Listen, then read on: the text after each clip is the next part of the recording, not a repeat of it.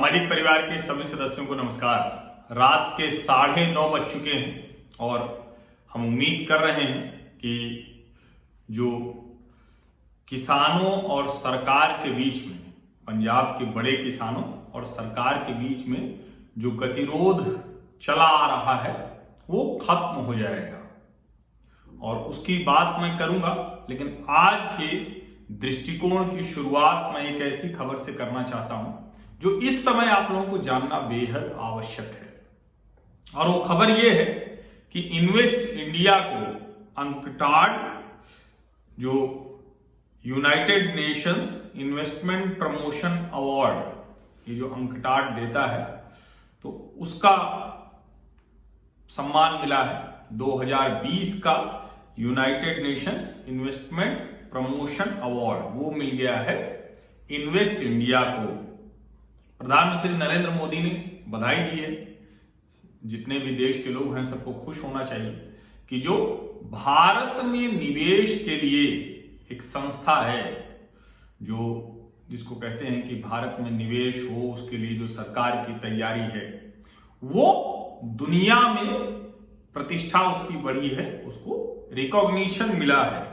और जो United Nations की, संयुक्त राष्ट्र संघ की trade and promotion development body है, तो उसने ये पुरस्कार दिया है। तो ये बहुत जरूरी खबर है, क्योंकि जब हम कहते हैं कि भारत सबसे ज्यादा तेजी से विकसित होने वाली, विकास करने वाली अर्थव्यवस्थाओं में से एक है, और जब चाइनीज वायरस की वजह से जो जीडीपी ग्रोथ, यानी जो तरक्की की रफ्तार थी, वो जो कम हुई, उसका बुरा असर पड़ा है, तो उसमें अगर दुनिया हमें निवेश के तौर पर, पहली पसंद के तौर पर नहीं देखेगी तो वो लक्ष्य हासिल नहीं किया जा सकेगा।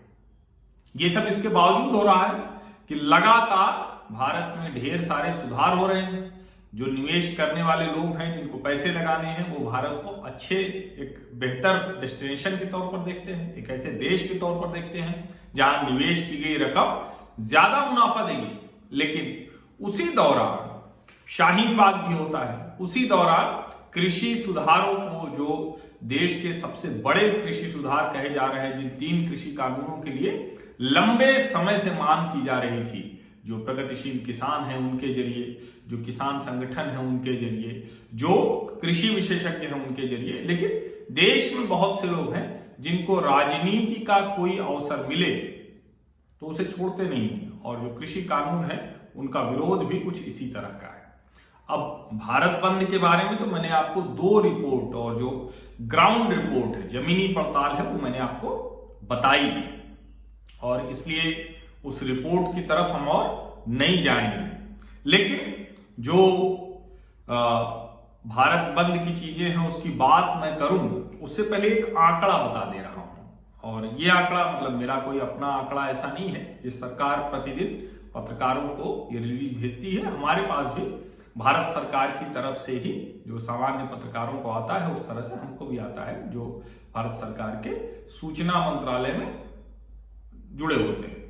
350.29 लाख टन इतने धान की सरकारी खरीद हो चुकी है 7 दिसंबर तक।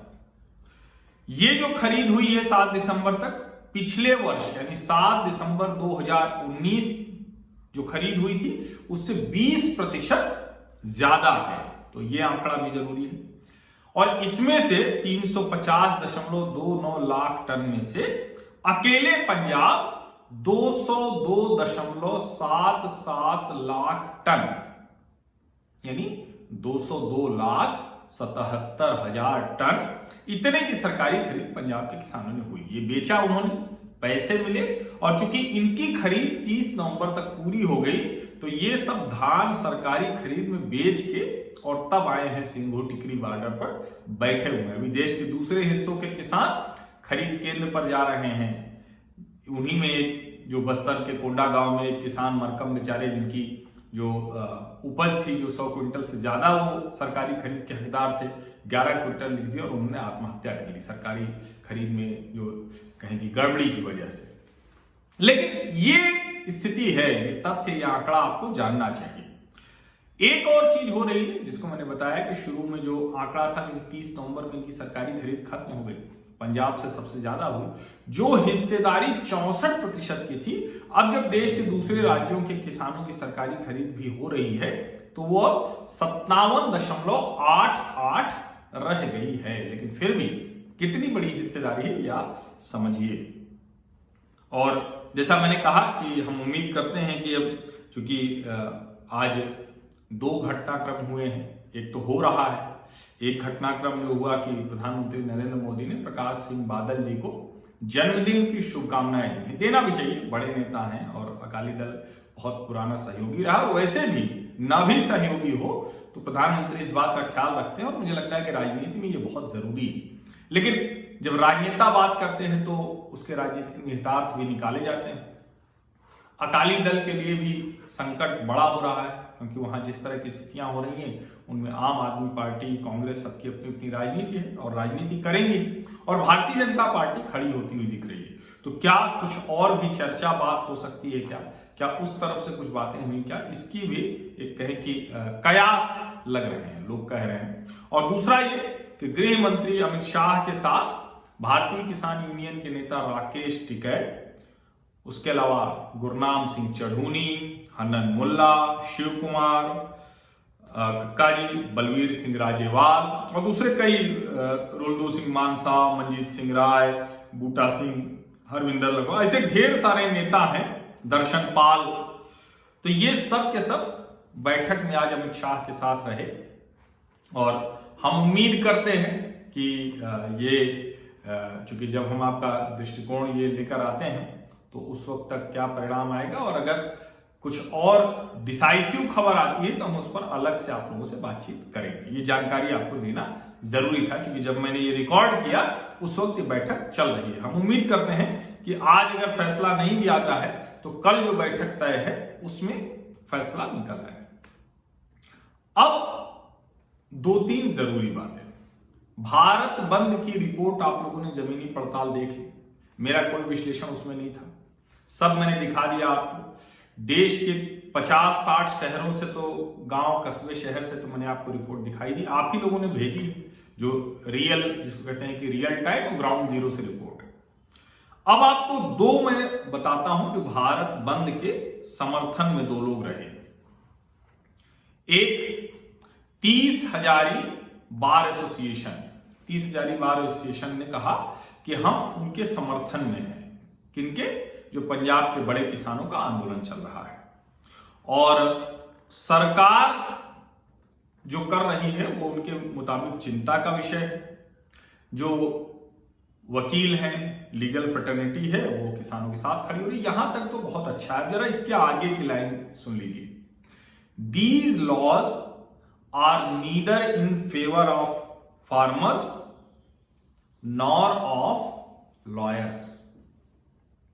अब मुझे ये बताइए कि यहां तक तो समझ में आ रहा था कोई भी किसानों का आंदोलन हो रहा है तो उसमें किसी को भी समर्थन देना चाहिए, और अगर आपको ठीक लगता है तो बिल्कुल देना ही चाहिए, क्योंकि ये सब लोकतंत्र की एक तरह से कहें कि जब एक दूसरे के साथ हम इन ऐसे मसलों पर जुड़ते हैं तो उसका मतलब होता है।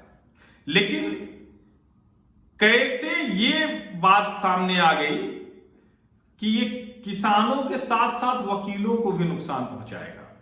अब आप समझ लीजिए भारत बंद किस तरह से हुआ। दूसरा, सरोजनी नगर के दुकानदारों ने दुकान खोल कर रखी, लेकिन कहा कि हम काली पट्टी बांधेंगे, और पूछ रहे हैं बड़ा मासूमियत से कि सरकार इतनी छोटी सी मांग क्यों नहीं पूरी कर पा रही, क्यों नहीं एमएसपी लिख कर दे रही है।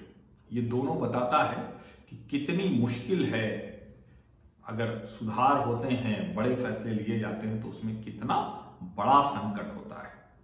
और भारत बंद आज हो गया, एक तरह से कहें तो फोटो ऑफ भले हुआ हो, किसान कहीं बंद कराने के लिए नहीं आया। सिंगू टिकरी बॉर्डर से आप करिएगा तो वहां तो मिलेगा ही।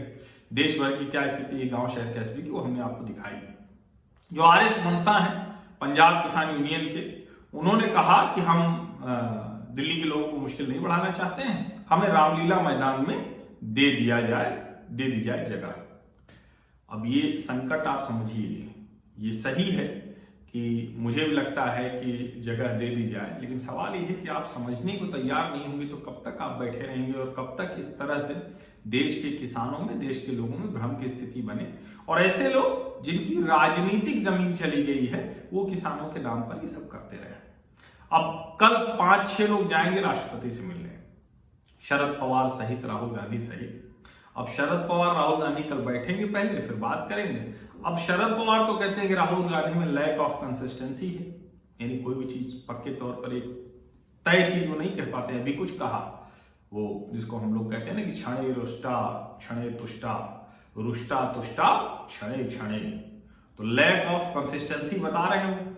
अब उन्हीं लैक ऑफ कंसिस्टेंसी वाले राहुल गांधी के साथ वो जाएंगे, सीताराम येचुरी भी जाएंगे, दूसरे भी 2-3 लोग रहेंगे, राष्ट्रपति से मिलेंगे। देखिए क्या बताते हैं। एक और मैं बताता हूं आपको, ये सुभाष कालेकर जी हैं, ये मुंबई डब्बा वाला स्टेशन के प्रेसिडेंट हैं। ये कह रहे हैं कि हमने भी बंद को समर्थन किया है। अभी कुछ दिन पहले ही ये अपील कर रहे थे सरकार से कि लोकल ट्रेनों में डब्बा वालों को जाने दिया जाए, बहुत मुश्किल में है। और कई डब्बे वाले सचमुच उनके साथ सहानुभूति होती है कि उनका पूरा कारोबार बंद हो गया, दफ्तर बंद हो गए, सब कुछ बंद हो गया, तो उनकी मुश्किल हो गई। अब वो कह रहे हैं कि इन कानूनों से किसान खत्म हो जाएंगे और इसलिए जो है वो हम लोगों ने इसको समर्थन दिया है। ये सब समझना चाहिए, क्या कैसे समझते, इतना भावनात्मक करके चीजों को कैसे किया जाएगा। लेकिन भावनाएं चलती हैं और उसी भावना पर एक मुख्यमंत्री है देश में, अरविंद केजरीवाल। और मैं आपको बताऊं कि जब मैं कोशिश करता हूं, कई बार मैं अच्छा करने की कोशिश करता हूं, पत्रकार के तौर पर मेरी जिम्मेदारी है, एक तरह से कहें कि ये मेरे प्रोफेशन का हिस्सा है कि हमें गलती से भी किसी के लिए बहुत अच्छा या बहुत बुरा मन में ना आए, लेकिन मनुष्य तो हम भी पत्रकार होते हुए।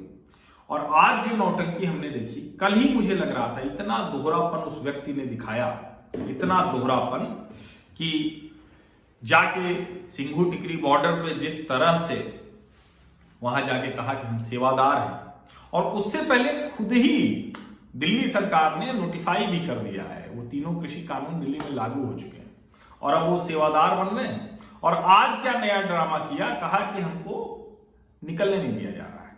अब सोचिए, वहां आप देखेंगे तो नारा लग रहा है चोर पुलिस का देखो खेल, सीएम का घर बन गया जेल। और वहीं मजे से वो लोग हैं, पुलिस तो दिल्ली मुख्यमंत्री का आवास है तो वहां रहेगी, सिक्योरिटी होती है।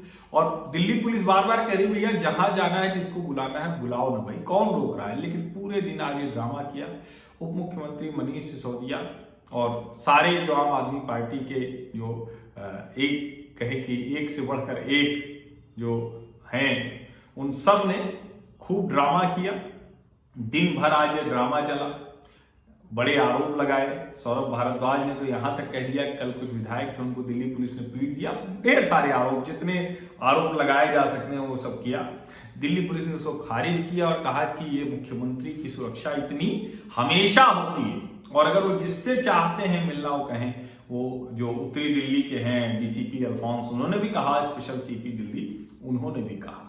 लेकिन चूंकि यही सब खबर होती है, इन्हीं सब पर चर्चा होती है, और इसी तरह की टीवी की और सब उस तरह की खबरों की और चर्चाओं की वजह से इतना प्रचंड बहुमत मिल गया।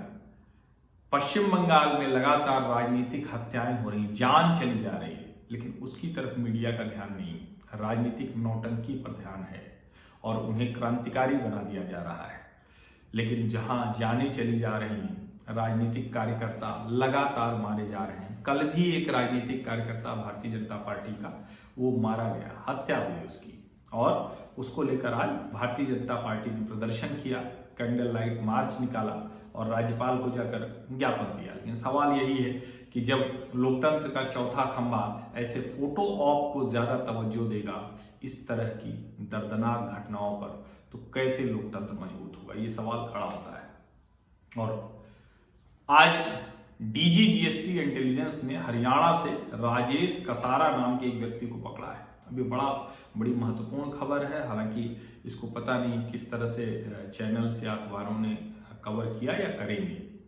8,72,00,000 रुपए का, 8,72,00,000 यानी करीब 8.95 करोड़ का इनपुट टैक्स क्रेडिट इस आदमी ने ले लिया था जीएसटी का। बड़ा फ्रॉड है, अवैध तरीके से काम करता है, हेराफेरी करता है। ऐसे लोग देश की अर्थव्यवस्था और उसके साथ साथ पूरे के पूरे तंत्र को चोट पहुंचाते हैं। जीएसटी सिस्टम दुरुस्त किया गया तो उसमें भी ये लोग कुछ न कुछ रास्ता निकाल रहे हैं, और इस तरह के फ्रॉड जब पकड़े जाते हैं तो उस खबर को ध्यान से देखना पड़ना चाहिए। ये हमारे आपके रोज के जीवन को त्रस्त करने वाले लोग हैं, इनको कड़ी से कड़ी सजा मिलनी चाहिए।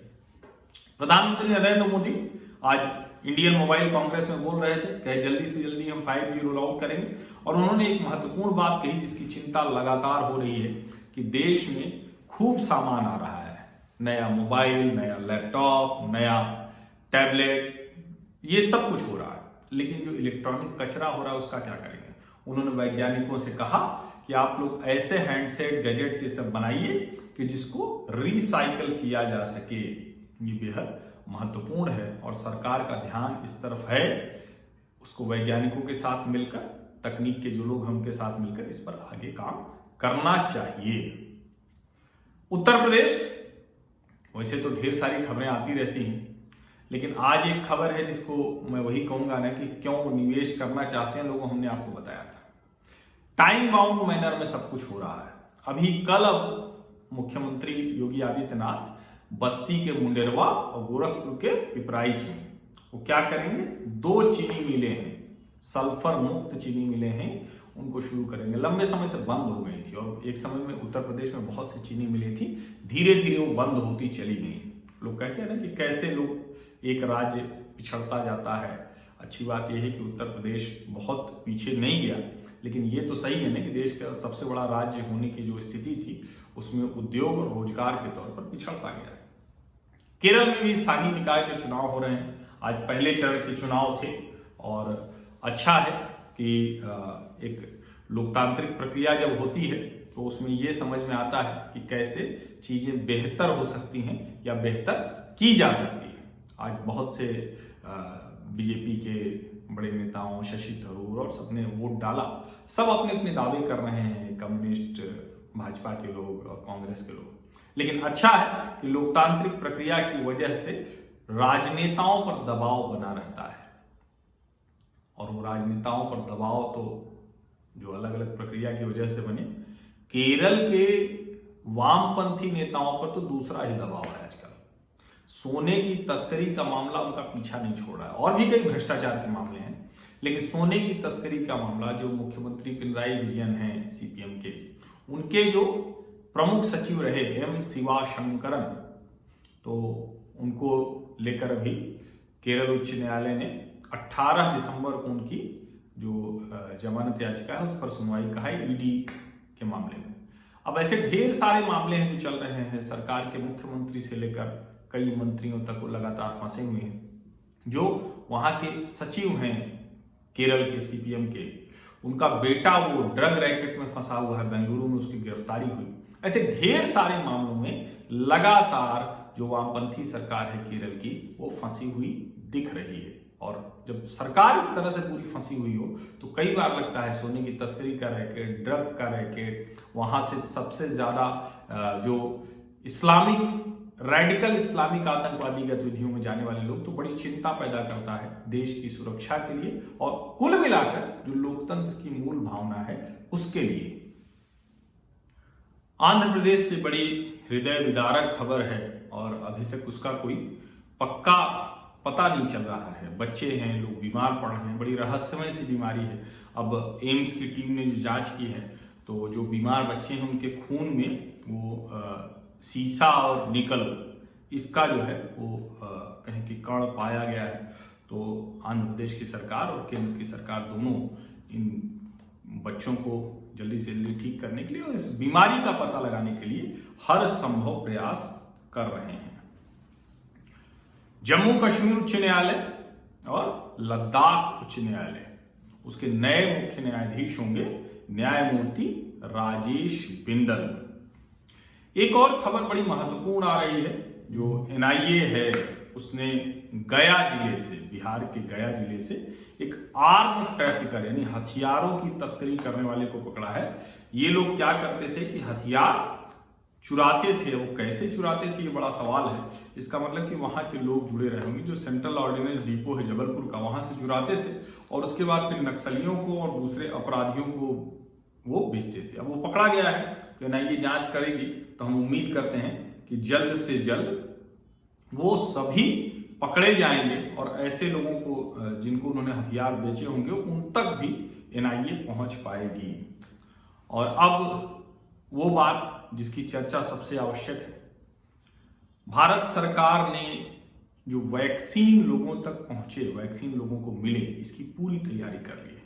और आज जो सरकार की तरफ से, स्वास्थ्य मंत्रालय की तरफ से, जो इसके वीके पॉल साहब है नीति आयोग में, उनकी तरफ से सब जो जानकारी दी गई, तो देश में 2,39,000 वैक्सीनेटर्स हैं। वैक्सीनेटर मतलब जो उसको लगाएंगी, जो जिनको हम कहते हैं ऑक्सिलरी नर्स मिडवाइफ, ANM, तो वो है देश भर में। और अभी इस समय जो चाइनीज वायरस से लड़ाई में कोविड-19 का जो वैक्सीनेशन के लिए है, तो उसमें से 1,54,000 का इस्तेमाल होना है और ये अभी शुरू होगी।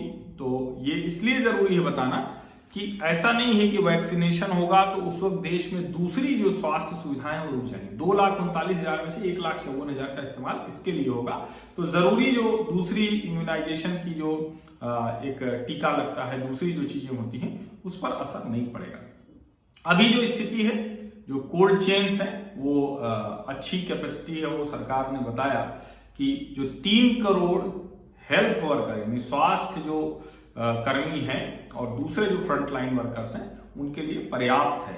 और आगे वो देखेंगे कैसे जो है सारी एजेंसियां, पुलिस के लोग या इस तरह के सारे लोग, सेना के लोग, उनको दिया जाएगा। और उसके बाद फिर और जो 50 साल से ज्यादा के लोग हैं उनको दिया जाएगा। बार बार ये कहा जा रहा था कि इसमें स्पष्टता नहीं आ रही कि वैक्सीन कैसे जाएगी।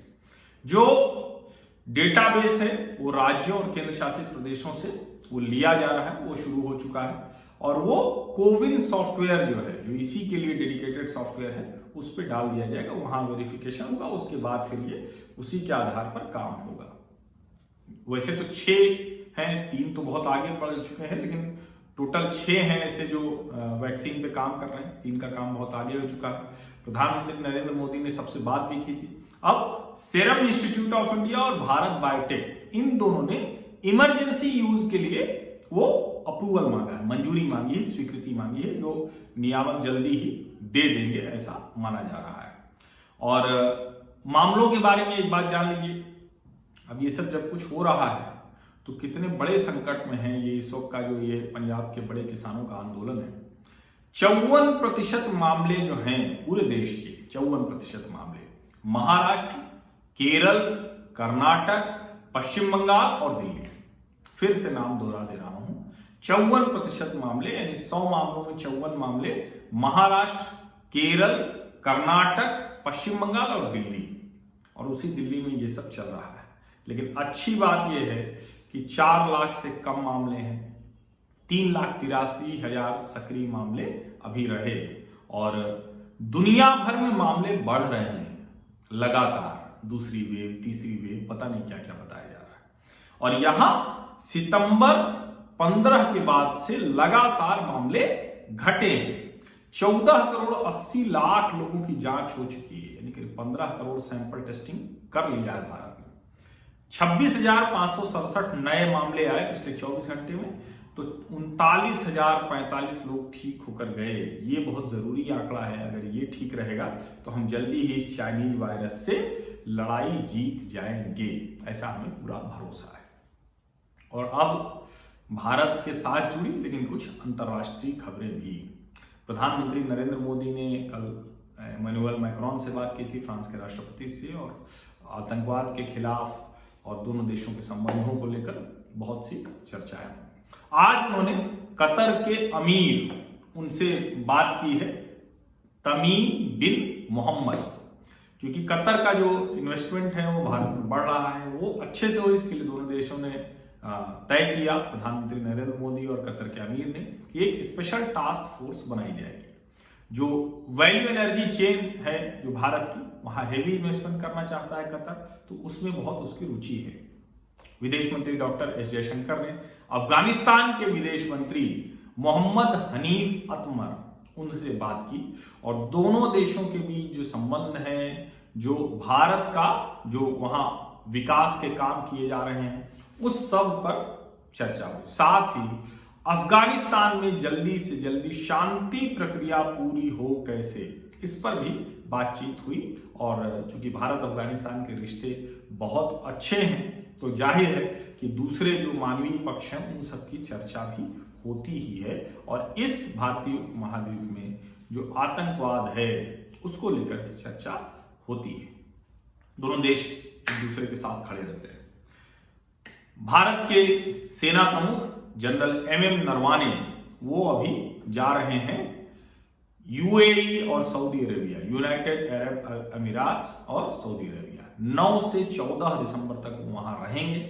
दोनों देशों के बीच में बातचीत होगी, मिलिट्री लेवल की बातचीत होनी है। और यह बहुत जरूरी है जानना कि पहली बार कोई भारतीय सेना प्रमुख वो संयुक्त अरब अमीरात और जो सऊदी अरब यहां जा रहा है, ये बेहद महत्वपूर्ण है।